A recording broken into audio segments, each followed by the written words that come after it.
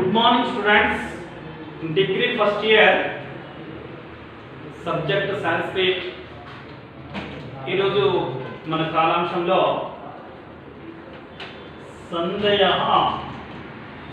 విభాగం గురించి తెలుసుకుందాం. అయితే సంధి విభాగంలో ఇప్పటి వరకు మనము అచ్చు సంధులలో సవర్ణ దీర్ఘ సంధి మరియు అయవాయామ సంధి, గుణ సంధి గురించి తెలుసుకున్నాం. మరొక సంధి గురించి తెలుసుకోబోతున్నాం. ఆ సంధి పేరు వృద్ధి సంధి. ఇక వృద్ధి సంధి గురించి మనం తెలుసుకుంటున్నాం. సందేహాలో ఇక వృద్ధి సంధి. సంధి పేరు వృద్ధి సంధి. ఇక వృద్ధి సంధి యొక్క సూత్రం ఇక్కడ రాశాము. మనకు ముఖ్యంగా ఈ యొక్క సంధి విభాగంలో తప్పనిసరిగా సూత్రాలు చక్కగా రావాలి. మనం గతంలో చదువుకుని ఉండవచ్చు, ఆ సంధి గురించి కొంచెం అవగాహన ఉండవచ్చు, కానీ పూర్తి పరిజ్ఞానాన్ని మనం సంపాదించాలి. సరిగా సూత్రం నేర్చుకున్నట్లయితే ఈ యొక్క పదం ఇచ్చినప్పుడు చక్కగా విభజించి ఈ సంధి అని మనం గుర్తించగలుగుతాము. అలా గుర్తించాలన్నప్పుడు ఇక ఆ సంధి గురించి సరైనటువంటి అవగాహన మనం పెంచుకోవాలి. ఈ యొక్క సూత్రాన్ని తప్పనిసరిగా నేర్చుకోవాలి. మీకు ఇంటర్మీడియట్ సెకండ్ ఇయర్ నందు హల్ సంధులు ఇవ్వడం జరిగింది. చుత్వ సంధి, ష్టుత్వ సంధి, జస్త్వ సంధి, అనునాసిక సంధి, విసర్గ సంధి అనేటువంటివి మరి మీరు నేర్చుకున్నారు. ఇప్పుడు యొక్క డిగ్రీ స్థాయిలకు వచ్చినప్పుడు ఒక్కొక్క సంధి గురించి పూర్తిగా వివరించడం జరుగుతుంది. ఇక అన్ని కలిపి ఇస్తూ ఉన్నాడు. చాలా జాగ్రత్తగా మనము వీటిని అభ్యాసం చేయాలి. వృద్ధి సంధి గురించి మనం చెప్పుకుంటున్నాం.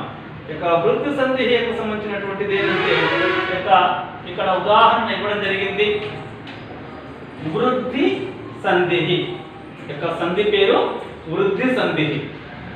ఈ యొక్క వృద్ధి సంధి యొక్క నిర్వచనాన్ని మనం ఒకసారి చూద్దాం. ఈ యొక్క సంస్కృతంలో వృద్ధి సంధిని చిన్నగా చెప్పాలన్నప్పుడు వృద్ధి రేచి. వృద్ధి రేచి అంటే అది వృద్ధి సంధి యొక్క సూత్రం అవుతుంది. వృద్ధి రేచి అంటే వృద్ధి సంధి యొక్క సూత్రం. దాన్ని కొంచెం వివరించినట్లయితే ఆదేచి పరే వృద్ధి రేఖాదేశ స్యాత్. ఆదేచి పరే వృద్ధి రేఖాదేశ స్యాత్ అని మనం అంటాం. సందేహ విభాగంలో అచ్చు సంధునందు మనకు 5 సంధులు ఇవ్వడం జరిగింది. మొదటిది సవర్ణ దీర్ఘ సంధి, రెండవది అయవాయావ సంధి, మూడవది గుణ సంధి. ఇక ఆ సంధి అని పెట్టాల్సి వస్తుంది. దానికి ఏమంటారంటే సవర్ణ దీర్ఘ సంధి, అయవాయావ సంధి, గుణ సంధి, వృద్ధి సంధి, యనాదేశ సంధి అని మనకు 5 ఇవ్వడం జరిగింది ఈ అచ్చు సంధులలో. అయితే వృద్ధి సంధి గురించి తెలుసుకుంటున్నాం కాబట్టి ఆదేచి పరే వృద్ధి రేఖాదేశ స్యాత్. ఆదేచి పరే వృద్ధి రేఖాదేశ స్యాత్ అని సూత్రం అన్నమాట. వృద్ధి సంధి యొక్క సూత్రం. దాన్ని మనం తెలుగులో చెప్పుకున్నట్లయితే సాధారణంగా అకారమునకు ఏ ఐదు పదమైనప్పుడు ఐకారము, ఓరు పదమైనప్పుడు ఔకారము యొక్క ఏకాదేశమగును అని చెప్పాలి. ఈ అచ్చు సంధులలో సవర్ణ దీర్ఘ సంధి, సవర్ణ దీర్ఘ సంధి, గుణ సంధి, వృద్ధి సంధి ఈ 3 కూడా ఏకాదేశమగును అని వస్తవి. అదే యనాదేశ సంధి మరియు అయవాయావ సంధి వచ్చినప్పుడు ఆదేశం అని వస్తుంది, అది ఏకాదేశం అని వస్తుంది. ఈ రకంగా మీరు గమనించాల్సినటువంటి అవసరం ఉన్నది. ఇప్పుడు దీన్ని మనం ఒక్కసారి అర్థం చేసుకుందాం. మొదటి పదం చివర ఏమేమి వస్తవి, మనం ఏ విధంగా దీని వృద్ధి సంధిని గుర్తించాలి అనే దాన్ని కొంచెం తెలుసుకునే ప్రయత్నం చేద్దాం. మొదటి పదం చివర మనకు ఆ ఉంటుంది ఎప్పుడు కూడా. ఇది గమనించండి. ఆ ప్లస్ ఏ వచ్చినట్లయితే అది ఏమవుతుందంటే ఐగా మారిపోతుంది. ఆ ప్లస్ ఏ ఉన్నప్పుడు అది ఐగా మారిపోతుంది. రెండో ఆ ఉన్నప్పటికీ కూడా ప్లస్ ఏ ఉన్నప్పుడు అది ఐగానే మారిపోతుంది. ఈ విధంగా ఐగా మారిపోతుంది. అలాగే ఆ ప్లస్ కేవలం అదే విధంగా మొదటి ఆ ఉండి ఈ మొదటి ఆ ఉన్న తర్వాత ప్లస్ ఐ వచ్చినప్పటికీ కూడా అది ఐగానే మారిపోతుంది. ఇది గమనిద్దాం. ఆ ప్లస్ ఐగా ఉన్నప్పుడు ఆ ప్లస్ ఐగా మారిపోతూ ఉంటుంది. ఇది గమనిద్దాం. ఒకసారి చూడండి, ఇక్కడ చెప్తూ ఉన్నప్పుడు ఈ అక్షరాలను చూస్తూ ఉన్నట్లయితే మనకేమనిపిస్తుందంటే సహజంగా ఇవి అత్యంత తేలికగానే మనకు తెలుస్తూ ఉంటుంది. వృద్ధి సంధిని ఈ పద్ధతుల్లో ఒకసారి మనం చూద్దాం. ఏంటంటే దీన్ని ఇంగ్లీష్లో కనుక చెప్పినట్లయితే వెన్ అకార అన్నాడు. అకార అనేటువంటి పదానికి ఇక్కడ అకారః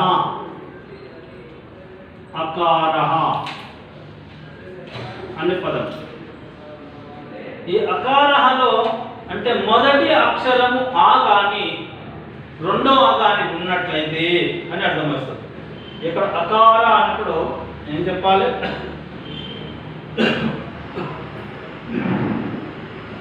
ఇక్కడ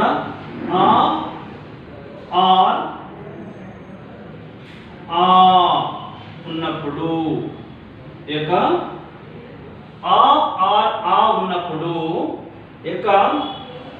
చూడండి, సూత్రం ఏంటంటే వెన్ అకార is followed by a or I or o or au. అంటే ఇక్కడ మీరు గమనించండి, ఏ ఐ or ఓ ఔ. ఈ విధంగా ఓ ఔ వచ్చినప్పుడు అంటే ఏఐ ఆర్ ఓ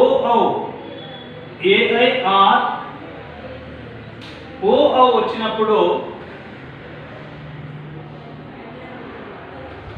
ఇక్కడ అకార అన్నప్పుడు ఏ ఐ ఆర్ ఓ ఔ ఉన్నప్పుడు అంటే మొదటి పదము చివర ఇక్కడ ప్లస్ కి ముందు మొదటి ఆ లేదా రెండో ఆ ఉండడం ఇది తప్పనిసరి. ఈ సూత్రం ప్రకారము అకార అని. కాబట్టి ఆర్ అన్నప్పుడు ప్లస్ తర్వాత ఏఐ ఆర్ ఓ ఔ ఉండడం. ఇలా ఉన్నప్పుడు ఏమవుతుందట? అందుకే సూత్రంలో పూర్తిగా చెప్తున్నా చూడండి. వెన్ అకార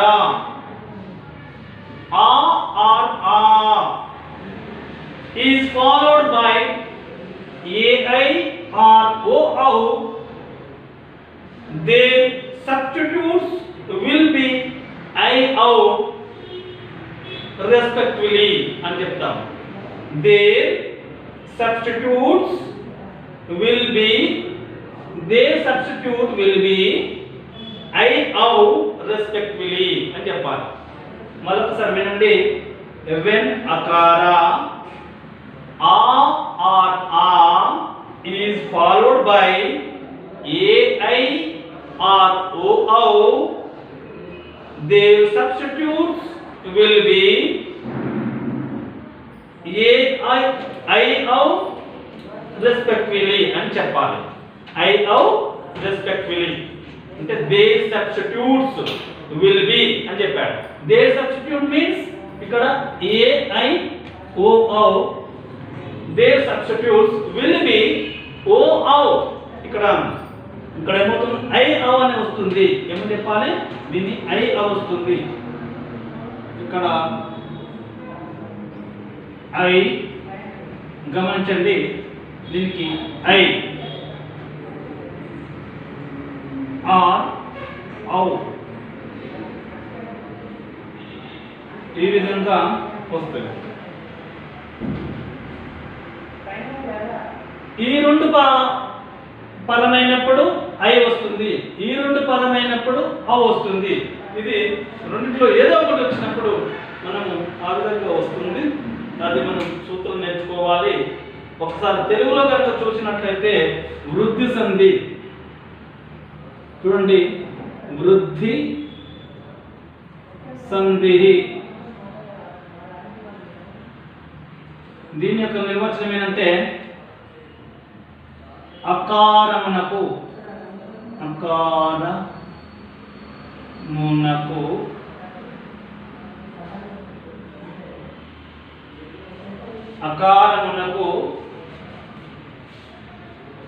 ఏ ఐలు పరమైనప్పుడు ఏ ఐలు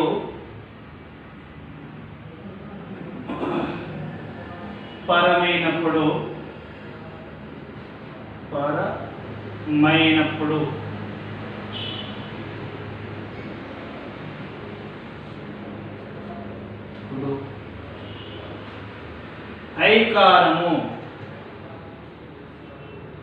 ఐకారము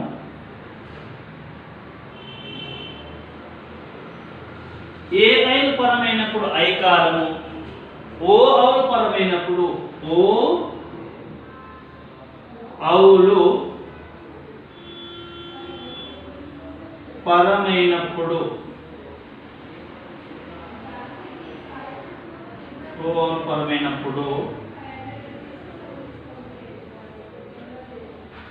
ఓ ఔలు పరమైనప్పుడు ఔకారము అని చెప్పాలి.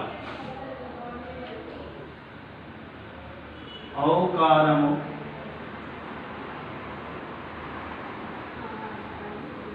ఏ ఐలు పరమైనప్పుడు ఐకారము,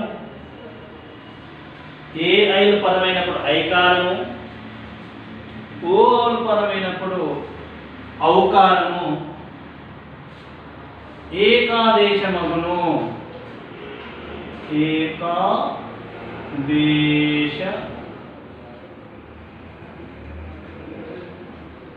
ఏకాదేశ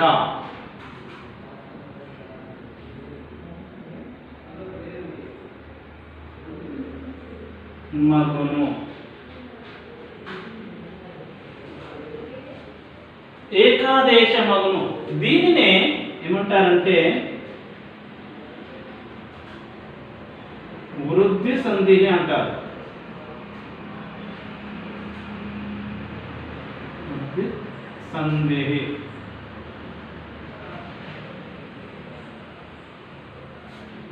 అంటారు.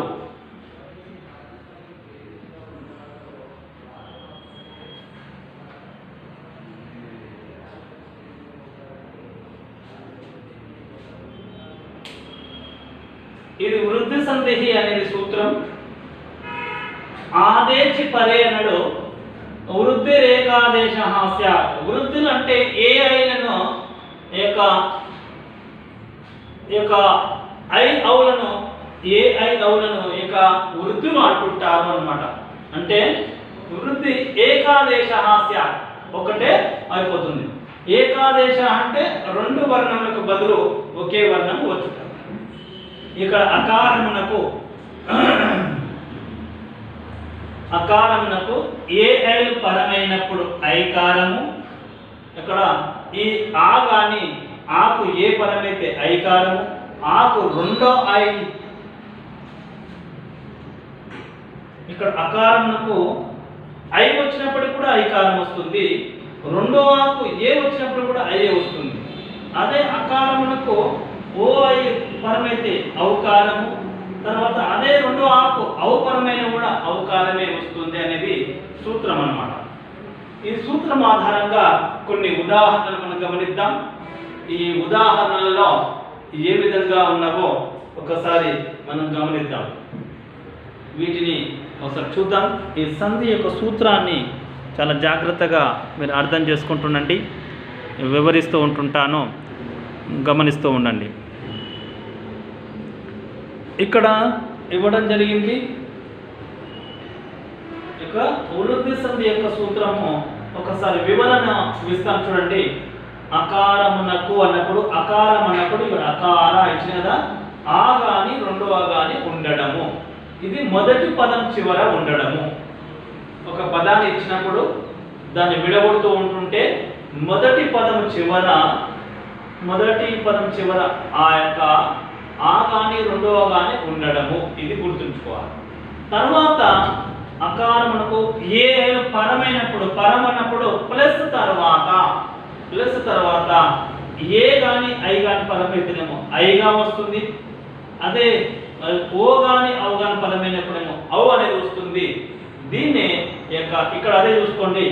అకారమునకు ఏ పరమైనప్పుడు ఐకారము, తర్వాత ఓ పరమైనప్పుడు ఔకారము ఏకాదేశమగునని సూత్రము తెలుపుతుంది. దీన్నే ఏమంటారంటే వృద్ధి సంధి అని అంటారు. దీన్నే వృద్ధి సంధి అని అంటారు అని చెప్పుకోవాలి. ఈ యొక్క వృద్ధి సంధి యొక్క సూత్రాన్ని ఇప్పుడు మనం ఎన్ని రకాలుగా గమనిస్తున్నామో చూడండి. వృద్ధి సంధి యొక్క సూత్రాన్ని ఇక్కడ కొన్ని ఉదాహరణలు మీకు ఇస్తాను. ఈ పరమైనప్పుడు అన్నప్పుడు మీరు పదపదమని గుర్తుంచుకోవాలి. ఇది మళ్ళీ పదే మీకు గుర్తు చేశాను.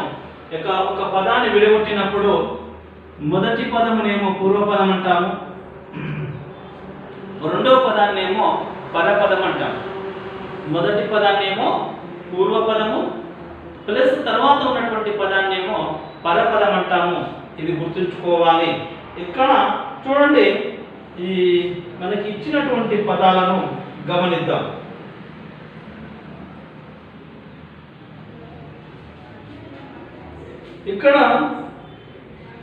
ఇక్కడ ఇచ్చినటువంటి ఉదాహరణ మనం గమనించుకుంటూ పోయినట్లయితే ఏకా ప్లస్ ఏకః,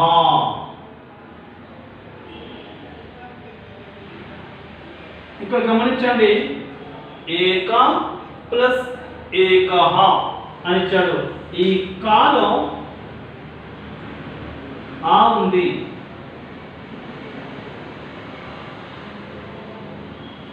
కాలో ఆ ఉంది, ప్లస్ తర్వాత ఏ వచ్చింది, ప్లస్ తర్వాత ఏ వచ్చింది.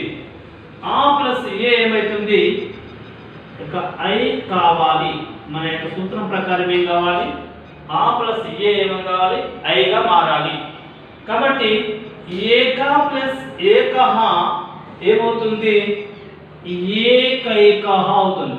ఈ ఏ అనేది ఇలా కలిసిపోతుంది. ఇక్కడ ఏకఃలో ఉన్నటువంటి ఏ అనేది లోపిస్తుంది. ఏ అనేది లోపిస్తుంది. ఏమవుతుంది, ఏకైకః, ఏకైకః అని అంటారు. ఏక ప్లస్ ఏకః ఏకైకః, ఆ ప్లస్ ఏ ఐగా మారింది. ఆ ప్లస్ ఏ ఏమైంది, ఐగా మారింది. అందుకోసము ఏకైకః అనేటువంటిది వచ్చింది. కాబట్టి ఇది వృద్ధి సంధి. ఈ సూత్రాన్ని మనం పరిశీలించినట్లయితే వృద్ధి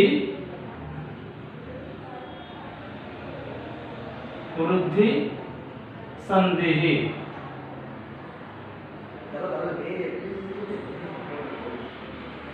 వృద్ధి సంధి.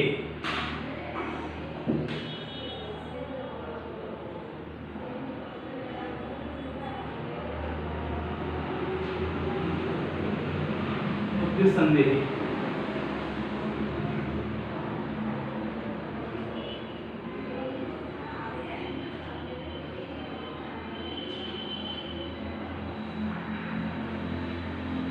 ఇక్కడ చూడండి, ఇది వృద్ధి సంధి అనే నిర్ధారణకు ఎలా వస్తున్నాం మనము ఇక్కడ ఏకైక అనే ఒకటే పదం ఉంది, ఇది వృద్ధి సంధి అని మనం ఎట్లా గుర్తించాలన్నప్పుడు ఇక్కడ ఏక ప్లస్ ఏక అని విడగొట్టాము.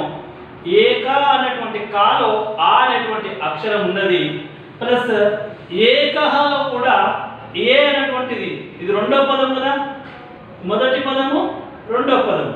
మొదటి పదమునే మనం పూర్వపదం అంటున్నాం, తర్వాత రెండో పదాన్ని ఏమో పరపదం అంటున్నాం. ఇక మొదటి పదము రెండో పదము, దీన్ని బట్టి మనం ఏం చేయాలి, ఎలా చేయాలనేది మనం గమనిద్దాం. ఏక ప్లస్ ఏకహ అనేటువంటి పదం ఉంది. ఇక ఏక అనేటువంటి దానిలో ఏమో ఆ ఉన్నది. ఇక మొదటి పదం చివర ఉన్నటువంటి కాలో కా అనేటువంటి అక్షరంలో ఆ ఉన్నది. ఏకహ అనేటువంటి రెండో పదంలోని మొదటి అక్షరంలో ఏ ఉన్నది. ఈ ఆ ప్లస్ ఏ ఐగా మారిపోతుంది. ఇది మీరు గమనించాలి. ఇక్కడ మీరు ముఖ్యంగా గమనించాల్సింది ఇది ఆ ప్లస్ ఏ ఐగా మారిపోతుంది. ఆ ప్లస్ ఏ ఐగా మారిపోతుంది. ఇక్కడ ఆ ప్లస్ ఏ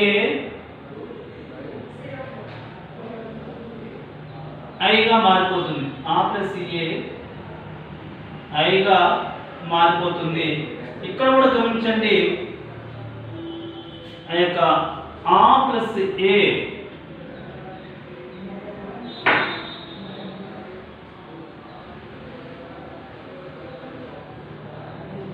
ఆ ప్లస్ ఐ ఎన్నప్పుడు ఐగా వస్తుంది.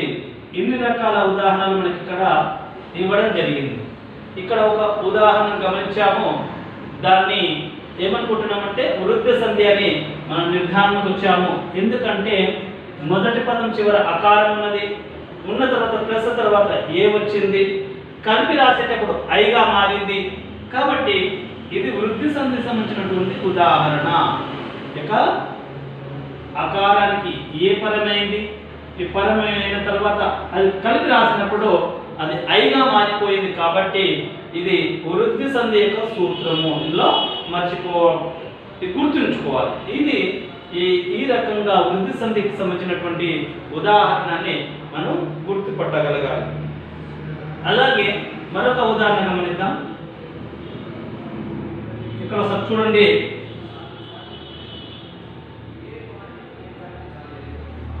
తథా అనే పదం ఉంది, ప్లస్ తర్వాత ఏవా అని వచ్చేసింది. తథా ప్లస్ ఏవా.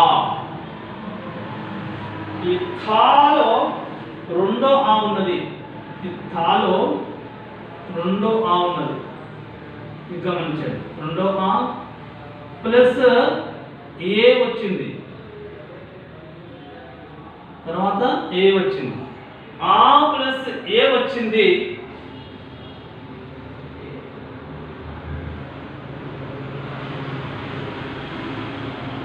ఆ ప్లస్ ఏ వచ్చింది. ఇది ఏమైతుందంటే ఇక్కడ రెండో ఆ వచ్చింది, ప్లస్ ఏ వచ్చినప్పుడు ఏమైంది, ఐగా మారాలి కదా. సూత్రం ప్రకారం ఏం కావాలి, ఇది ఐగా మారాలి. ఎలా అవుతుందో చూద్దాం. ఇక్కడ చూడండి, తథాలో ఆ థా దీర్ఘం ఉన్నప్పుడు ఇందులో ఆ వచ్చింది, ప్లస్ తర్వాత ఏ వచ్చింది. ఇక ఈ ఏ లోపించి కలిపి రాసేటప్పుడు ఈ ఏ లోపించి ఇందులో కలవాలి, అది ఐగా మారాలి. తథైవ అవుతుంది. తథైవ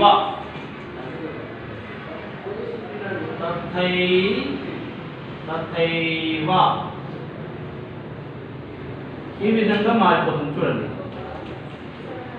తథా ప్లస్ ఏవ తథైవ. ఇక తథా ప్లస్ ఏవ తథైవ అని ఈ విధంగా మారిపోయింది. ఇది గమనిస్తాం. ఇప్పుడు ఇది ఐగా మారింది కాబట్టి అందుకోసము ఇది వృద్ధి సంధికి సంబంధించినటువంటి ఉదాహరణ. ఇదేంటి? వృద్ధి సంధికి సంబంధించినటువంటి ఉదాహరణ. వృద్ధి సంధి గమనించండి.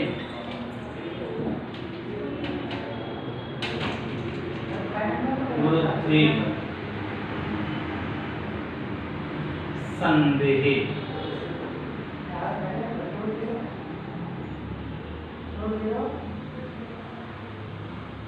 వృద్ధి సంధి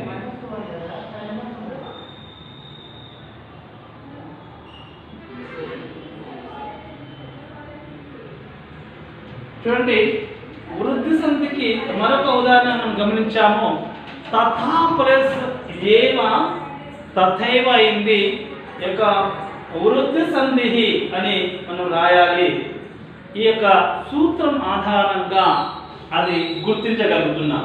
ఇక్కడ అంటే ఇక అకారమునకు ఏ అయిన పరమైనప్పుడు మొదటి ఏ అయినప్పుడు ఉదాహరణ చూసినాము.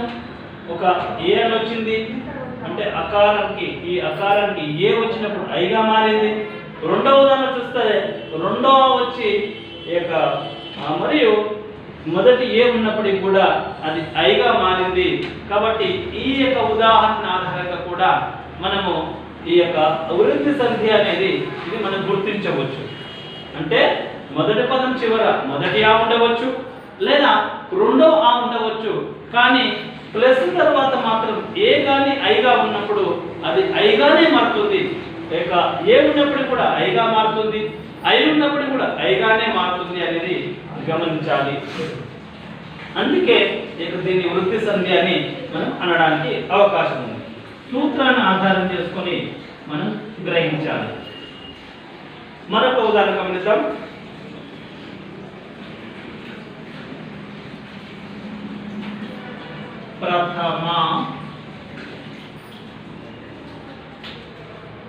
ప్రథమ ప్లస్ ఏకవచనం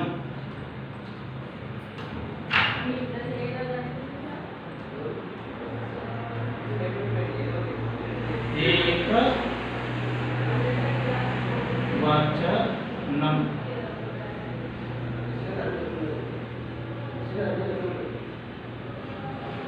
ప్రథమ ప్లస్ ఏకవచనం ప్రథమ ప్లస్ ఏకవచనం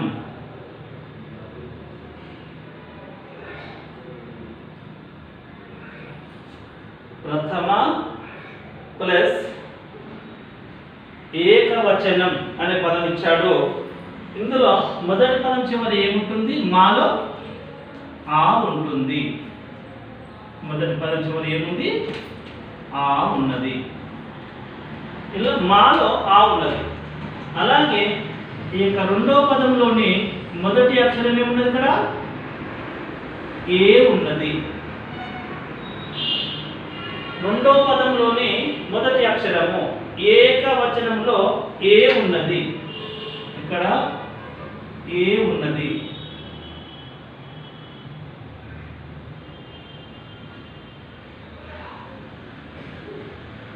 ఇంకా మనకు ఏ ఉన్నది.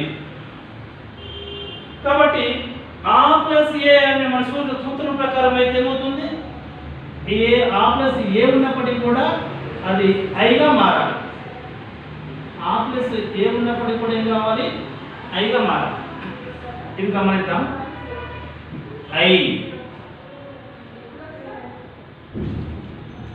ఐగా మారాలి అంటే ఆ ప్లస్ ఏ ఐగా మారింది. ఇది గమనించాలి. ఆ ప్లస్ ఏ ఐగా మారింది. ఇప్పుడు ఈ ఏ లోపించి రాయాలి మనం. ఇక్కడ ప్రథమ ప్లస్ ఏకవచనం అని ఇచ్చినప్పుడు ఈ యొక్క రెండో పదంలో ఉన్నటువంటి మొదటి అక్షరము కలిపి రాసేటప్పుడు లోపిస్తుంది. కలిపి రాసేటప్పుడు ఈ ఏ అనేటువంటి అక్షరము లోపిస్తుంది. ఇప్పుడు ఈ లోపించి ఈ మాలో కలిసిపోతుంది. ప్రథమైక వచనం అని చెప్పాలి. ప్రథమైక వచనం అని చెప్పాల్సి ఉంటుంది. ప్రథమ ప్లస్ ఏకవచనం ప్రథమైక వచనమై చెప్పాలి. చూడండి ఇక్కడ రాస్తాం ఏక ప్రథమైక వచనం.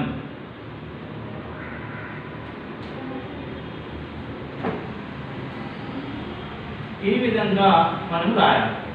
ఎలా రాయగలిగినాము? ఈ ప్రత అనేటువంటి పదం బాగానే ఉంటుంది. ఈ మానే అనేది ఐగా మారాలి. మా అనేటువంటి అక్షరమే ఐగా మారాలి.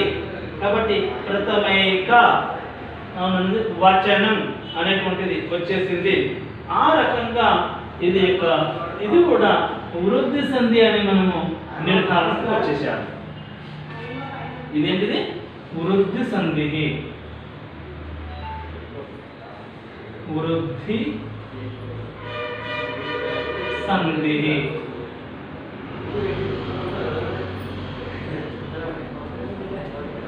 ఇది వృద్ధి సంధి యొక్క సూత్రం. ఇది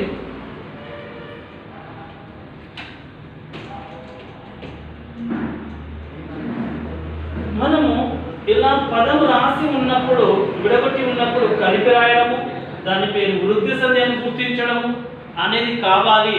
సూత్రం మనకు సరిగా అర్థమైతేనే ఇది వృద్ధి సంధికి సంబంధించింది అనేది మనం గుర్తించగలుగుతాం.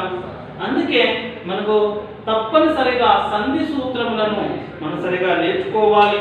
ఉదాహరణలు చెప్తూ ఉన్నప్పుడు వాటిని ప్రత్యేకంగా గమనిస్తూ ఉండాలి. ఈ విధంగా మనకు గమనిస్తూ ఉన్నట్లయితే సులువుగా మనకు శబ్దాలు రావడానికి అవకాశం ఉంటుంది. ఎందుకంటే శబ్దాన్ని విడగొట్టేటప్పుడు లేదా పలికేటప్పుడు కూడా, అంటే ఒక శబ్దాన్ని పలుకుతున్నాం అనుకో, ఆ పలుకుతున్నప్పుడే అందులో ఏ సంధి ఉందో అని గుర్తించవచ్చు కొన్ని సందర్భాలలో. ఎందుకు? సూత్రం మనకు సరిగా వచ్చినప్పుడు మనం గుర్తించగలుగుతాం. సూత్రం సరిగా రాలేదనుకోండి, గుర్తించడం కష్టం. ఏకైక అంటున్నాను, ఏకైక అంటే ఐ అనేది ప్రత్యేకంగా పలకబడుతుంది. ఏకైక. అలాగే తథైవ అని అంటున్నాం. తథైవ అన్నప్పుడు కూడా గుర్తించగలుగుతాం. ఇలా గుర్తించడానికి అవకాశం ఉంటుంది. మీరు మరొక ఉదాహరణ మనం గమనిద్దాం. ఇక్కడ చూద్దాం. మనకి ఇచ్చినటువంటి ఉదాహరణలో, ఆ టెక్స్ట్ బుక్ లో ఇచ్చినటువంటి ఉదాహరణలే మీకు చూపిస్తున్నాను. ఎందుకంటే వాటిని కనుక మీరు సరిగా ఆ విడగొట్టిన పదాన్ని కలిపి రాయడం, సంధిని గుర్తించడం అనేది చేయగలిగితే మరి ఎక్కడి నుంచి వచ్చినటువంటి శబ్దాలనైనా మీరు తేలికగా గుర్తుపట్టవచ్చు. ఇప్పుడు ఒకసారి 4వ శబ్దాన్ని ఇక్కడ మీకు చూపిస్తున్నాను. ఇది ఒకసారి చూడండి.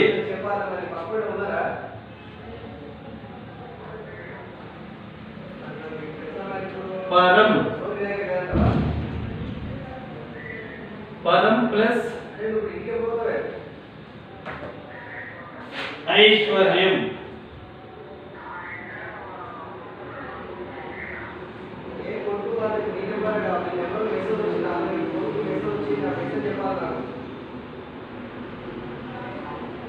ఐశ్వర్యం.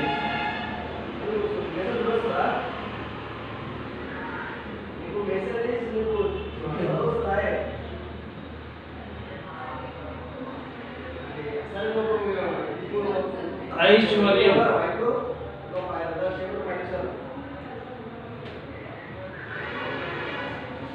మనం ప్లస్ ఐశ్వర్యం అనే పదం ఇచ్చాడు. ఇక్కడ ఆ ఉన్నది, మొదటి పదం చివర మాలో ఆ ఉన్నది, ప్లస్ తర్వాత ఏ అనేటువంటి ఐ అనేది వచ్చింది. ఏ అనేది కాదు. ఇప్పుడు ఈ రెండో సూత్రం ఇది. ఆ ప్లస్ ఐ వచ్చింది కదా, అక్కడ ఐ వచ్చింది, అక్కడ గమనించండి. అప్పుడు ఐ వచ్చినప్పుడు ఏమవుతుంది? ఇది ఐగానే మారాలి. అకారమునకు ఏ కానీ ఐ కానీ పరమైనప్పుడు కూడా అది ఐగానే పలుకుతుంది. ఏ వచ్చినప్పుడు అనే కాదు, అకారానికి ప్లస్ ఏ వచ్చినప్పుడు కూడా ఐగా పలుకుతుంది, ఐ వచ్చినప్పుడు కూడా అది ఐగానే పలుకుతుంది. ఇది గమనించి మనం అప్పుడు రాయాలి. ఈ కలిపి రాసేటప్పుడు ఈ పరం, ఈ కలిపి రాసేటప్పుడు చూడండి, పరం ప్లస్ ఐశ్వర్యం ఇచ్చిండు. ఈ ఐ అని లోపించి ఈ మొదటి పదం చివర ఉన్నటువంటి అక్షరంలో కలిసిపోతుంది. చూడండి ఇలా పరం అని ఉంది కదా, పా ఈ రా రాస్తాము, ఈ మాలో కలిసిపోతుందిగా ఏ ఐ అనేది పరమై. మా ఐగా పలకాలన్నప్పుడు మానే ఉంది, అది ఐగా పలకాలన్నప్పుడు ఏం చేయాలి, దానిపైన ఇక రెండు ఈ విధంగా రేపాలు ఇవ్వాల్సి వస్తుంది. పరమైశ్వర్యం, పరమైశ్వర్యం అనేది అవుతుంది అన్నమాట. ఇది ఇక పరమైశ్వర్యం అనేది వస్తుంది. చూడండి ఇక్కడ మిగతాది ఈ ఒక్క ఏ మాత్రం అక్షరమే లోపిస్తుంది, మిగతాది మొత్తం రాస్తారు.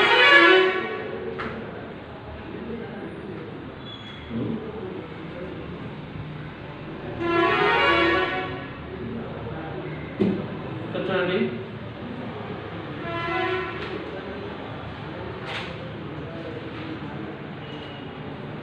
పరమైశ్వర్యం,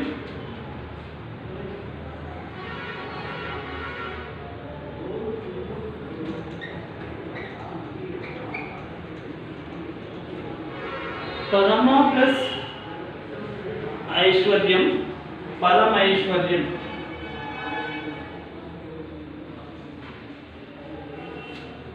గమనించండి ఇక్కడ ఇచ్చినటువంటి శబ్దాలను గమనించినట్లయితే చూడండి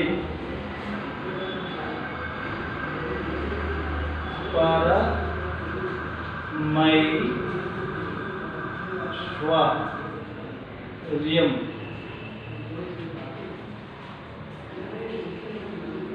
ఇలా మనం రాయాలి.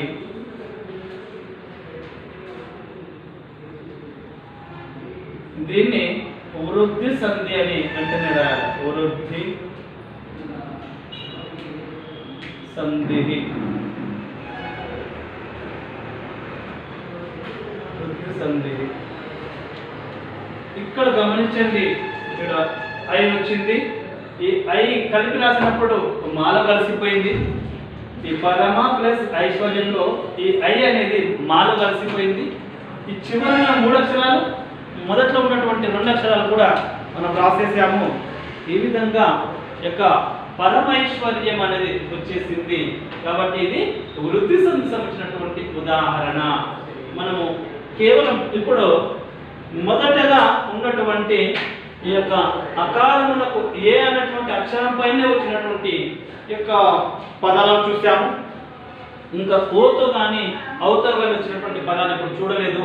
ఇక ఏ ఐలతో వచ్చినటువంటి యొక్క 4 శబ్దాలను గమనించినట్లయితే ఈ యొక్క వృద్ధి సంధికి ఇది సరిపోతుంది, ఈ సూత్రానికి తగ్గట్టుగా ఉంది. కాబట్టి ఇది యొక్క వృద్ధి సంధి అనేది మనం గుర్తించగలిగాం. ఎప్పుడు గుర్తించగలుగుతాం?